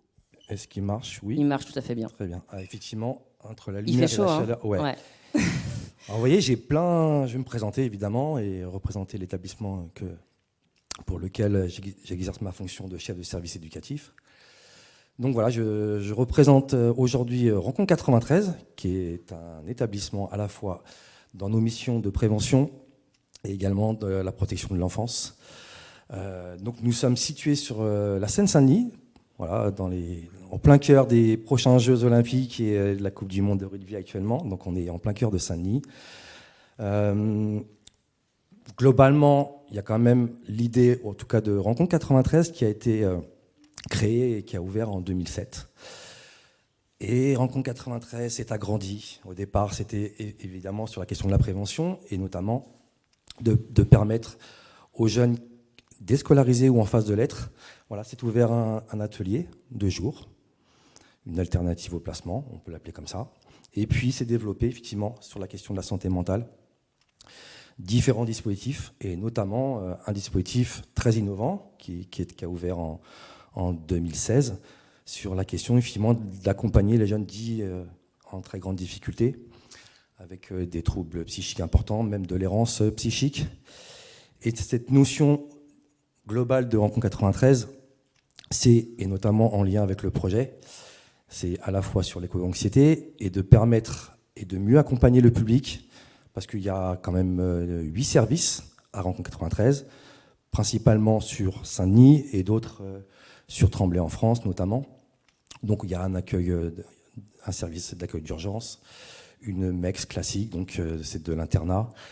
Et moi, je suis sur un dispositif qui accompagne et qui, dans le cadre de mesures, à la fois administratives, à la demande des parents et judiciaires, voilà, sur la notion un peu paradoxale, sur la question du placement à domicile. Je ne sais pas si vous avez déjà eu un petit peu écho de cette notion-là, et c'est un dispositif qui a répondu à la fameuse loi de 2007, et c'était de permettre de maintenir l'enfant au sein du domicile, et nous on intervient voilà, dans le cadre de différentes visites à domicile.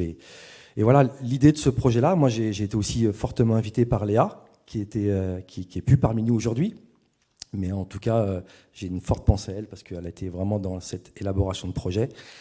Et l'idée, c'est voilà, sur la question de co-construction, qui est hyper importante, parce que des fois, à la fois dans l'accompagnement, on pense pour l'autre, on pense pour l'enfant, on pense pour le parent. Et là, c'est la question de la co-construction, c'est justement, ça s'est dégagé comme ça le projet, à la fois de permettre des médiations, à la fois artistiques, sportives, culturelles. C'est quelque chose qu'on développe, et voilà, il y a encore besoin et cette nécessité dans le cadre de l'accompagnement du public, parce qu'il y a une nécessité effectivement à la fois évidemment de les protéger, de leur permettre ce soutien à la parentalité pour les parents, et comment construire dans le cadre de cet accompagnement-là pour les jeunes en très forte vulnérabilité. Donc voilà, le projet, il est en action, et puis évidemment, grand remerciement à la Fondation qui permet aujourd'hui de pouvoir à la fois consolider et développer la question de la nature, la question des médiations artistiques, pardon. C'est le cœur du projet. Enfin, j'ai noté tellement de choses, je sais que le temps, je pourrais en parler des heures, mais évidemment, il faut qu'on partage la parole. Et en tout cas, un grand merci pour l'invitation, et je ne sais pas si j'ai été bien précis, mais j'ai tellement de choses en tête, mais je vais me limiter. Et en tout cas, merci pour l'échange. Et aujourd'hui, ce que j'ai envie de dire, c'est que voilà, la notion du bien-être que j'ai envie de, quand on parle de cette question de santé mentale, avec les moments où les jeunes décompensent, c'est comment les inviter à la question de la thérapie. Et voilà, après, évidemment, on n'est pas seul. On a évidemment du lien avec la psychiatrie et on travaille très bien. Donc voilà ce que je peux en dire. Merci beaucoup. Bravo. Bravo pour ce que vous faites. Merci.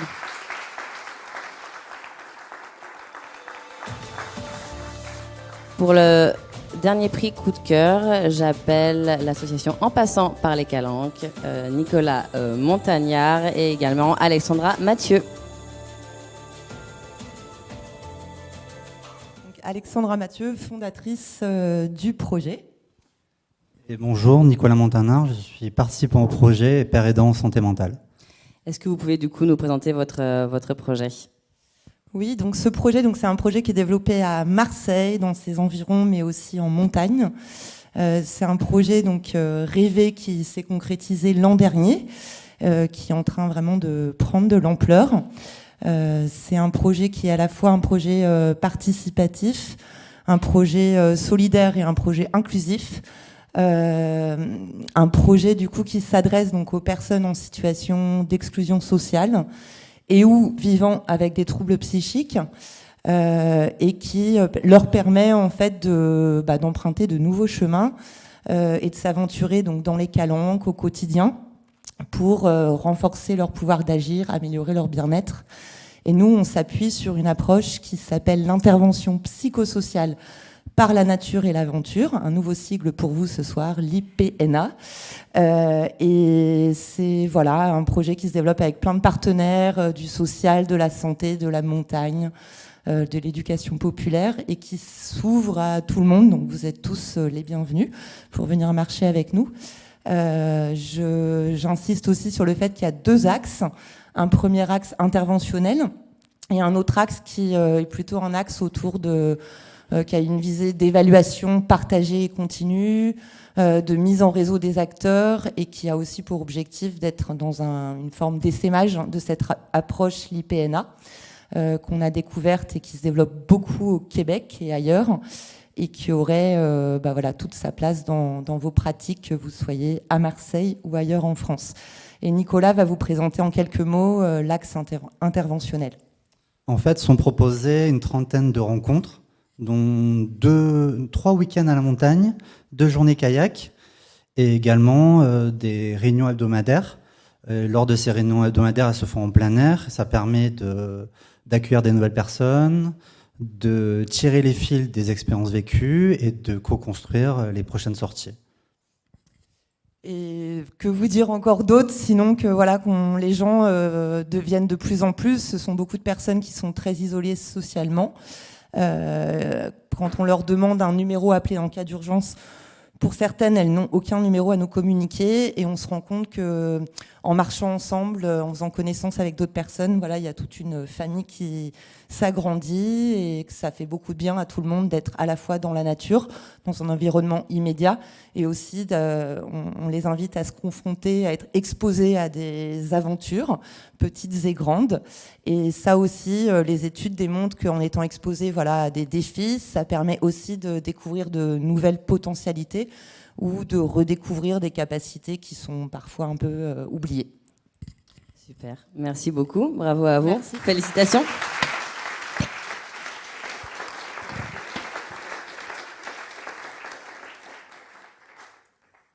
On arrive du coup à la fin de cette conférence annuelle, je crois en plus dans les temps, plus ou moins.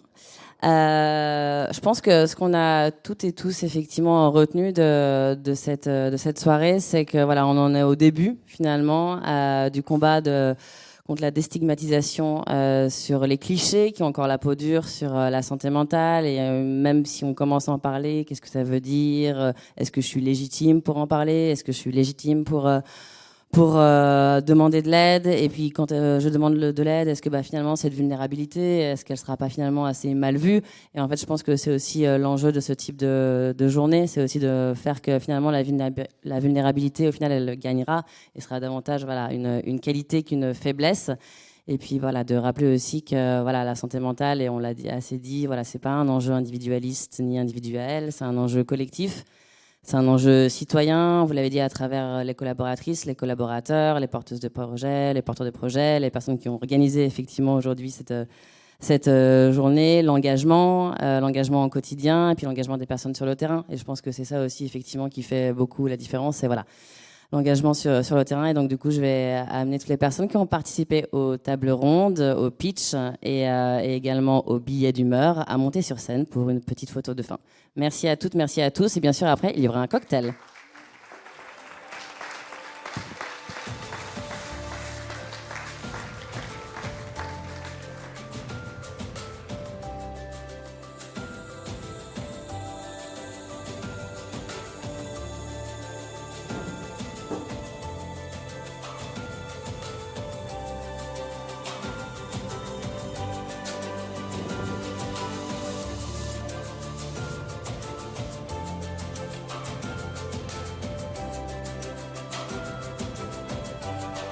Au milieu.